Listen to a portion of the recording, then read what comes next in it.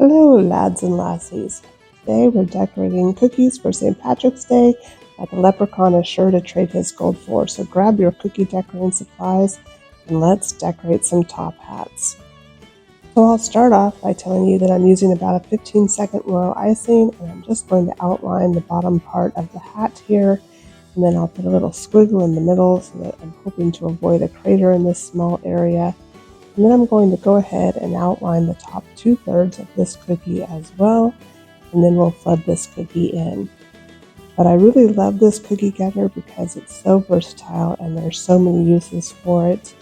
You can use it for St. Patrick's Day, of course, but you can also use it for any magic sets that you might be doing.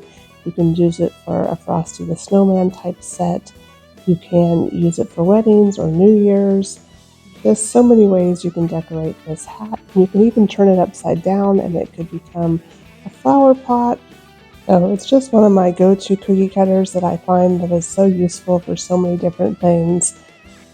And if you have a 3D printer, you can grab the cutter on my website and I'll leave a link for it in the description. So I went ahead and just flooded right over my squiggle at the bottom, and I flooded in the top, and I'm using my scribe to get the icing out to the edges and smooth it out and pop any air bubbles. And I really want to make sure the icing gets all the way down to the cookie in this small section of the hat brim so that it doesn't crater. And if you have any little bumps or peaks, you can just tap at them very gently with your scribe and they'll settle right down. So I set that in front of a fan to dry for about 15 minutes, and now I'm coming back in with my orange icing and I'm just going to pipe in the hat band. I'm going to put that extra squiggle of icing down in the middle and then just pipe right over the top of it. Again, this is hoping to avoid craters and making sure that the icing is all the way down and touching the cookie so it doesn't sink as it dries. And as always, using my scribe to smooth the icing and to make sure that I pop any air bubbles that might be lurking.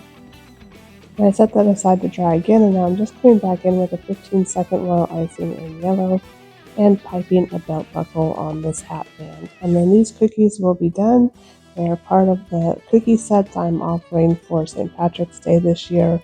They package up really cute in a little sleeve, and there's a boot and a shamrock and Kiss Me I'm Irish lips. So super fun set, and if you want to learn how to make all of those, be sure to subscribe and check out those tutorials. Until next time, happy cooking!